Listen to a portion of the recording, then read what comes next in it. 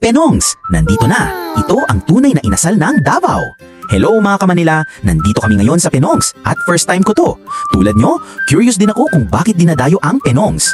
Kaya lumipad talaga kami para matikman ang original. At heto na sabik na kami. Okay guys, eto na ang unang tikim ko. Sobrang curious talaga ako dahil iba ito sa inasal na kilala natin dito. At base sa unang tikim ko, ito ang napansin ko. Una, walang chicken oil. Hindi katulad ng ibang inasal, dito, toyo, mansi at sili lang ang sausawan. Simple pero malakas ang dating. Pangalawa, iba ang lasa ng manok. Hindi ito masyadong matamis o maalat. Mas ramdam mo yung simpleng inihaw na lasa na may masarap na pagka-char. Pangatlo, ang sarap ng pagkaihaw. Hindi siya dry, super juicy pa rin. Ang matamis na glaze nito ay bumabagay sa asim ng toyo mansi. Kaya yan mga kamanila, kung naghahanap kayo ng ibang klaseng inasal, dapat nyo talagang subukan ang Penongs. Worth it talaga. Tara!